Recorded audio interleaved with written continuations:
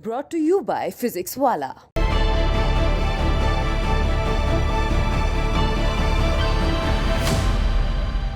के लगाने वाले नाच गाने वाले हैं और इस तरीके की चीज़ें उसको भी लेके काफ़ी नहीं, वो इस तरह की बात कहना भी नहीं चाहिए। हमारे लोग अगर कहते हैं तो गलत है, ये नहीं कहना चाहिए कोई। महाराष्ट्र प्रदेश के अध्यक्ष अबू आसिम आजमी ने इस तरह की बात। अब वो मुझे जानकारी नहीं है, लेकिन मैं सिद्धांता इस बात के खिलाफ हूँ कि व्यक्तिगत इस तरह का किसी पर कोई आरोप नहीं लगाना चाहिए, किसी को लगाना चाहिए। नमस्कार, मैं हूं राजीव कुमार और इस वक्त हमसे बात करने के लिए समाजवादी पार्टी के वरिष्ठ नेता राम गोपाल यादव साहब हैं। राम गोपाल यादव साहब, यूपी तक से बातचीत करने के लिए बहुत बहुत धन्यवाद। धन्यवाद आपको। सर, सबसे पहले मैं बातचीत करूंगा, लेकिन इससे पहले कि प्रोफेसर राम गोपाल जी की राय जानना इस वक्त अग्निपथ और अग्नियोद्धा को लेके जो देश में माहौल चल रहा है, जो जिस तरीके का विरोध चल रहा है, सबसे पहले राय मैं उस पर लूँगा कि क्या कहना है सर इस संबंध में। जो अग्नियोद्धा और अग्निपथ का जो विरोध चल रहा है, जो सरकार ने ये फैसला किया है कि 4 साल के लिए बच्चों को भर्ती किया जाएगा।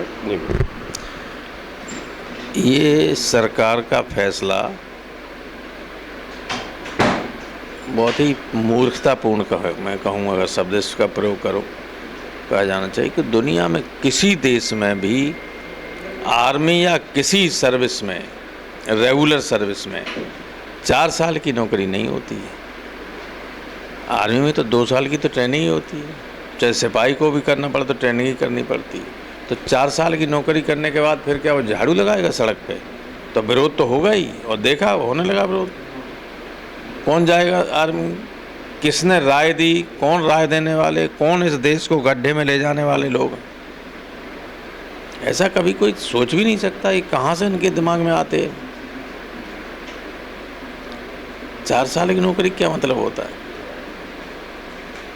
भाई? सारे लोग नौकरियां करते हैं, 30 साल 40 साल तक नौकरी करते हैं और उसके बाद रिटायर हो जाते हैं। 4 साल बाद वो कहाँ जाएंगे?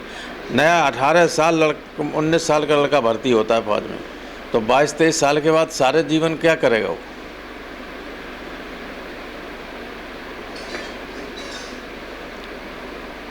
ऐसा तुगलकी कोई फैसला हो नहीं सकता, और कोई जाएगा ही नहीं ऐसे भर्ती होने, फेल हो जाए गवर्नमेंट की पॉलिसी। सरकार का ये कहना है सर कि 25 मतलब % वो रखेंगे और 75% को रिप्लेसमेंट देंगे। एक तरह से कहीं ये रिप्लेसमेंट अभी किसी को नहीं दे पा रहे हैं। जिनकी छटनी हुई उनको कभी नहीं दे पाए, इसमें क्या दे पाएंगे?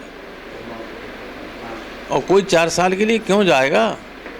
वो अपना काम धंधा छोड़ के चला जाए, एक पान की दुकान कर ले, छोटी दुकान कर ले, उससे अपना जीवन गुजर कर सकता है। 4 साल के लिए कौन जाएगा?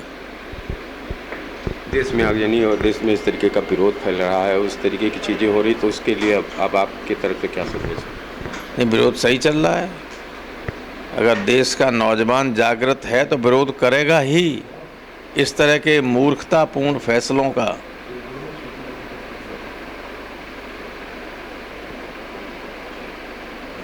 ठीक प्रोफेसर साहब, अब हम बात करते हैं मध्यावधि चुनाव का समय है, पूर्वांचल है, आजमगढ़ है, और प्रोफेसर साहब 2 दिन से हैं आजमगढ़ में। क्या लग रहा है आपको, क्या देख रहे हैं? समाजवादी पार्टी जीत रही पहले की तरह, कोई प्रॉब्लम नहीं। जनता का अपार समर्थन मिल रहा है हर जगह, कहीं किसी तरह का कोई संकोच नहीं, कोई चीज़ नहीं। जिस तरीके की बयानबाजी आ रही है, जुगलबंदी हो रही है, जिस तरीके का कमेंट पास किया जा रहा है, जुमलेबाजी कह लीजिए, उसको लेके क्या कहेंगे? बयानबाजी तो नासमझ लोग करते हैं हमेशा, और चुनाव में करते ही हैं। कुछ नहीं होता है तो बयानबाजी ही करते हैं, इसलिए उससे उनको कोई सीरियसली नहीं लेता, कोई सीरियसली नहीं लेता।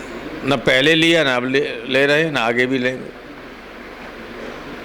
प्रत्याशी के प्रति कहा जा रहा है कि वो ठुमके लगाने वाले, नाच गाने वाले हैं और इस तरीके की चीज़ें, उसको भी लेके काफ़ी नहीं, वो इस तरह की बात कहना भी नहीं चाहिए। हमारे लोग अगर कहते हैं तो गलत है, ये नहीं कहना चाहिए कोई। महाराष्ट्र प्रदेश के अध्यक्ष अबू आसिम आजमी ने इस तरह की बात। अब वो मुझे जानकारी नहीं है, लेकिन मैं सिद्धांता इस बात के खिलाफ हूँ कि व्यक्तिगत इस तरह का किसी पर कोई आरोप नहीं लगाना चाहिए, किसी को लगाना चाहिए। कुल मिला के जो पूर्वांचल का ये चुनाव 22 का ये जो चुनाव, इसको आप सर किस रूप में देख रहे हैं?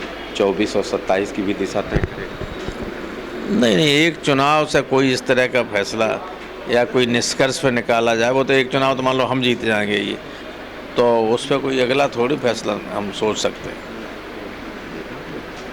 यूपी तक से आप आजमगढ़ में पहली बार बात कर रहे हैं प्रोफेसर साहब, और आपके बारे में काफ़ी लोग जानना ये चाहते हैं कि एंग्री यंग मैन की भूमिका रहती है, अनुशासन पसंद व्यक्ति आप हैं लेकिन इस तरीके की बातें हैं, लेकिन एक रूप आपका सर आपका उस दिन देखने को मिला, होली महोत्सव के दिन आपने अपनी भाषा में गाना तक गाया, दिल में है वो। तो मैं तो हमेशा ही गाता हूँ, हम जहाँ रहते हैं वो ब्रजभूमि है, तो वहाँ तो गाते ही हमेशा। मैं पहली बार आपने देखा होगा, मैं तो बचपन से होली गाता हूँ। लेकिन उसका अर्थ हम लोगों को समझ में जरा उसका अर्थ समझा दें। अब इस पे हम क्या पता ही नहीं कौन सा गाना गाया था, क्या गाया था, हम खुद ध्यान नहीं, हर साल गा चुके हैं, तो है नहीं, याद नहीं मुझे।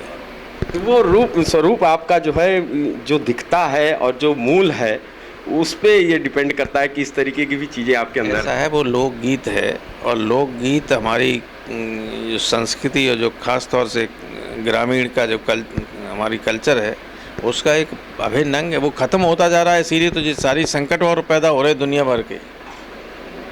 जो हमारी मौलिकता है वो ख़त्म हो ही जा रही है, और पश्चिमी सभ्यता ने जिस तरह से आक्रमण किया है, उसने ये सब ख़त्म कर दिया। हम तो उसको जिंदा रखने के लिए सफाई महोत्सव किया करते थे।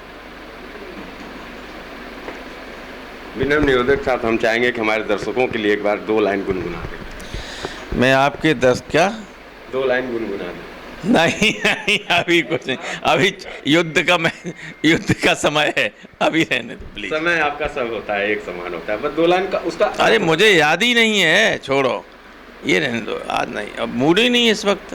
वो होली पे जब तुम आओगे तो हम 10 लाइनें सुनाते हैं। जी, अभी नहीं, हम आपकी भावनाओं को भी समझ रहे हैं और इस वक्त के माहौल को भी समझ रहे हैं। कुल मिला के यूपी तक के दर्शकों के लिए आपका संदेश?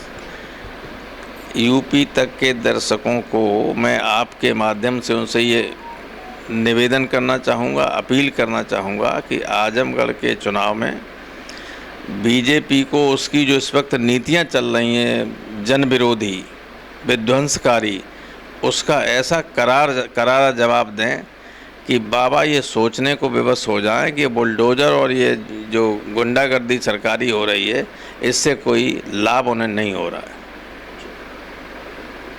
शुक्रिया सर। तो ये थे प्रोफेसर राम गोपाल जी, और जिनका सादे अंदाज में कहना, पहले तो उन्होंने अग्निपथ और अग्नि योद्धा को लेकर ज़बरदस्त विरोध किया, और उन्होंने कहा कि ये तुगलकी फरमान की तरह से है, और दूसरा जिस तरीके से उन्होंने राजनीतिक और ख़ास तौर पे पूर्वांचल में इस मध्यावधि चुनाव की बात कही है, उनका कहना है कि दूर दूर तक उनसे कोई लड़ाई नहीं, और ख़ास तौर पे लास्ट में उन्होंने जो गाने की बात कही, होली की बात कही, वो अपनी संस्कृति और अपनी सभ्यता को दर्शाने की भी बात कही। राजीव कुमार, आजमगढ़, यूपी तक।